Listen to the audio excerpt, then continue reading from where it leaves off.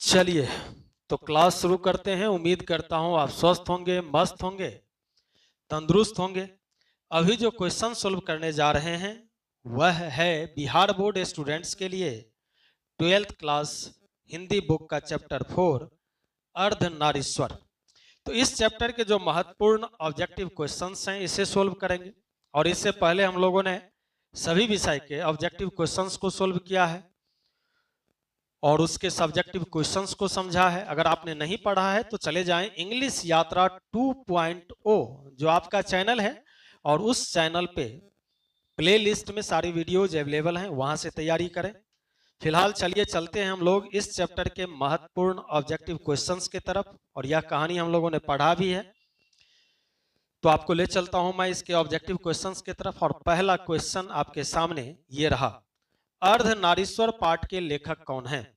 नामवर सिंह, रामधारी सिंह दिनकर, हजारी प्रसाद द्विवेदी, रामचंद्र शुक्ल। तो अर्धनारीश्वर पाठ के जो लेखक हैं वह है रामधारी सिंह दिनकर, इसलिए इसका सही उत्तर है ऑप्शन बी। नेक्स्ट क्वेश्चन और अगला क्वेश्चन है कि रामधारी सिंह दिनकर की रचना कौन सी है? और ऑप्शन से देखें आप, उसने कहा था जूठन, तिरछ, अर्धनारीश्वर। तो उसने कहा था यह जो है वह चंद्रधर शर्मा गुलेरी का लिखा हुआ है, तिरछ उदय प्रकाश का लिखा हुआ है, जूठन वाल्मीकि जी का लिखा हुआ है, और अर्धनारीश्वर जो है वह दिनकर जी का लिखा हुआ है। तो इसलिए इसका सही उत्तर है ऑप्शन डी। नेक्स्ट क्वेश्चन और अगला क्वेश्चन है, दिनकर जी का जन्म बिहार के किस जिले में हुआ था? समस्तीपुर में, बेगूसराय में, पटना में या भोजपुर में? तो दिनकर जी का जन्म जो हुआ था वह बेगूसराय जिला में, इसलिए इसका सही उत्तर है ऑप्शन बी।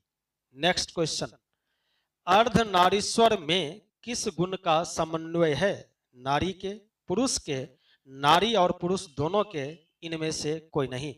अर्धनारीश्वर इसका मतलब क्या कि आधा नारी आधा ईश्वर, और यह जो है सो पार्वती और शिव का एक कल्पित रूप है। तो नारी और पुरुष के दोनों जो है सो इसका आंसर होगा, इसलिए इसका सही उत्तर है ऑप्शन सी। चलिए नेक्स्ट क्वेश्चन की तरफ चलते हैं और अगला क्वेश्चन है, दिनकर जी की पहली काव्य पुस्तक कौन सी है?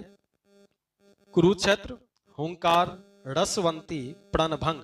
तो दिनकर जी की पहली जो काव्य पुस्तक है वह है प्रणभंग, इसलिए इसका सही उत्तर है ऑप्शन डी। नेक्स्ट क्वेश्चन और अगला क्वेश्चन, दिनकर जी की पहली कविता किस पत्रिका में प्रकाशित हुई? छात्र सहोदर में, छात्र पत्रिका में, छात्र मित्र में, इनमें से कोई नहीं। तो दिनकर जी की जो पहली कविता है वह जो प्रकाशित हुई थी वह छात्र सहोदर नाम की पत्रिका में, इसलिए इसका सही उत्तर है ऑप्शन ए। चलिए नेक्स्ट क्वेश्चन की तरफ चलते हैं और अगला क्वेश्चन है, दिनकर जी की पहली कविता कब प्रकाशित हुई? 1920 में, 1925 में, 1930 में या 1935 में? तो दिनकर जी की पहली कविता प्रकाशित हुई थी 1925 में, इसलिए इसका सही उत्तर है ऑप्शन बी। चैनल को भी आप सब्सक्राइब कर दें, लाइक भी करें और अधिक से अधिक वीडियो को शेयर करें और तैयारी भी जमकर करें। चलिए नेक्स्ट क्वेश्चन की तरफ चलते हैं और अगला क्वेश्चन है, दिनकर जी के अनुसार यदि पति विचार है तो पत्नी क्या है? और ऑप्शन से देखें, बुद्धि, समझ, भावना, इनमें से कोई नहीं। तो दिनकर जी ने कहा है कि अगर पति विचार है तो पत्नी भावना है, इसलिए इसका सही उत्तर है ऑप्शन सी। नेक्स्ट क्वेश्चन और अगला क्वेश्चन है, बुद्ध और महावीर ने नारियों को कौन सा अधिकार दिया? संन्यास लेने का, भिक्षुणी होने का, पति के त्यागने का, इनमें से कोई नहीं। तो बुद्ध और महावीर ने नारियों का जो अधिकार दिया वह भिक्षुणी होने का, इसलिए इसका सही उत्तर है ऑप्शन बी। नेक्स्ट क्वेश्चन और अगला क्वेश्चन आपके सामने ये रहा, पुरुष जब नारी के गुण लेता है तब वह देवता बन जाता है, किंतु नारी जब नर के गुण सीखती है तब वह राक्षस हो जाती है, यह किसका कथन है? बड़ा मजगर क्वेश्चन है कि पुरुष जब नारी के गुण लेता है तो वह देवता बन जाता है, किंतु नारी जब नर के गुण सीखती है तो वह राक्षस हो जाती है। यह कथन किसका है? दिनकर जी का, रविंद्रनाथ का, प्रेमचंद का, या इनमें से कोई नहीं? तो यह जो कथन है वह कथन है प्रेमचंद जी का, इसलिए इसका सही उत्तर है ऑप्शन सी। चलिए नेक्स्ट क्वेश्चन की तरफ चलते हैं। और मैंने क्यों हंसा ये आप जानते हैं, आपको भी हंसी आई ही होगी। चलिए नेक्स्ट क्वेश्चन की तरफ चलते हैं और अगला क्वेश्चन है, अर्धनारीश्वर का किस विद्या से संबंध है? निबंध से, कहानी से, एकांकी से या व्यंग्य से? तो अर्धनारीश्वर का जो संबंध है वह एकांकी से है, इसलिए इसका सही उत्तर ऑप्शन सी। नेक्स्ट क्वेश्चन, किसने अपने जीवन के अंतिम दिनों में नारीत्व की साधना की थी? गांधी जी ने, रविंद्रनाथ ने, दिनकर जी ने, उदय प्रकाश ने। तो अपने अंतिम दिनों में जो है सो नारीत्व की साधना की थी गांधी जी ने, इसलिए इसका सही उत्तर है option A. Next question, Ardhanarishvara Shankar और पार्वती का किस प्रकार का रूप है? यथार्थ है या कल्पित है, आदर्श है या वास्तविक है? तो यह एक कल्पित रूप है, इसलिए इसका सही उत्तर है option B. Next question, Premchand के अनुसार जब नारी पुरुष के गुण सीखती है तब वह क्या हो जाती है? कुछ देर पहले ही हम लोगों ने देखा है, वह राक्षसी हो जाती है, इसलिए इसका सही उत्तर है ऑप्शन डी। चलिए नेक्स्ट क्वेश्चन की तरफ चलते हैं और अगला क्वेश्चन है, निम्नलिखित में कौन सी रचना दिनकर जी की नहीं है? उर्वशी, रश्मिरथी, जूठन, कुरुक्षेत्र। तो उर्वशी भी दिनकर जी का ही लिखा हुआ है, रश्मिरथी ये भी दिनकर जी ने ही लिखा है, कुरुक्षेत्र ये भी दिनकर ने ही लिखे हैं, लेकिन जूठन जो है यह ओम प्रकाश वाल्मीकि का लिखा हुआ है, इसलिए इसका सही उत्तर है ऑप्शन सी। नेक्स्ट और अगला क्वेश्चन है, निम्नलिखित में कौन सी रचना दिनकर जी की है? इसका मतलब तीन नहीं होंगे, कोई एक होगा। सदियों का संताप, परशुराम की प्रतीक्षा, दरियाई घोड़ा, रसातल यात्रा। तो सदियों का संताप वाल्मीकि जी का लिखा हुआ है, ओम प्रकाश वाल्मीकि। उसके बाद जो है सो दरियाई घोड़ा यह उदय प्रकाश ने लिखे हैं, रसातल यात्रा बालकृष्ण भट्ट का लिखा हुआ है, परशुराम की प्रतीक्षा जो है यह दिनकर जी की रचना है, इसलिए इसका सही उत्तर है option B. Next question, Dinkar को किस कृति पर भारतीय ज्ञानपीठ पुरस्कार प्राप्त हुआ था? कौन सी रचना पर? अर्धनारीश्वर पर, उर्वशी पर, हुंकार पर या कुरुक्षेत्र पर?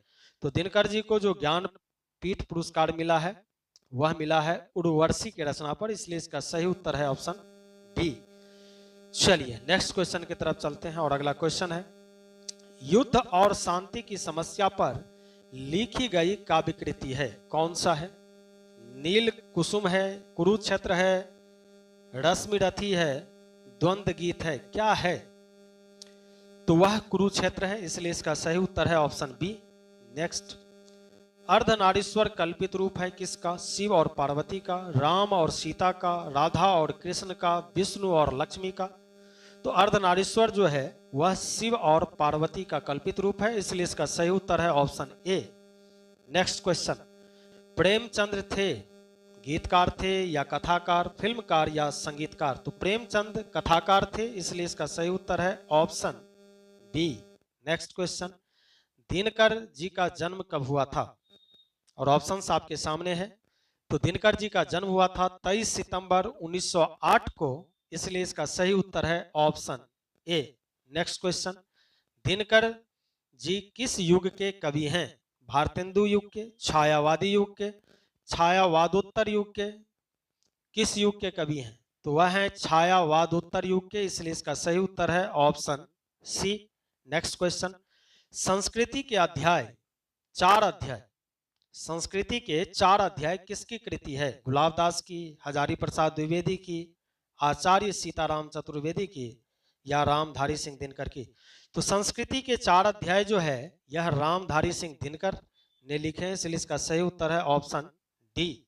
और नेक्स्ट और लास्ट क्वेश्चन है कि कौन सी कृति रामधारी सिंह दिनकर की लिखी हुई है? शुद्ध कविता की खोज, पुनर्नवा, स्मृति की रेखाएं, कविता के नए प्रतिमान।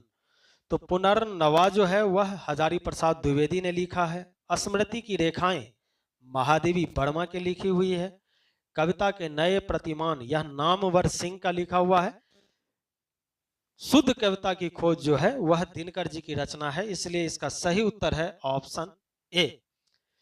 चलिए इसी के साथ आप कर दें वीडियो को शेयर, लाइक भी करें, कमेंट भी करें और जमकर तैयारी करते रहें। ये सभी क्वेश्चंस इंपॉर्टेंट हैं, पढ़ते रहें और मिलेंगे हम लोग नेक्स्ट वीडियो में नेक्स्ट चैप्टर के साथ। तब तक बने रहें इंग्लिश यात्रा के साथ। बहुत बहुत धन्यवाद।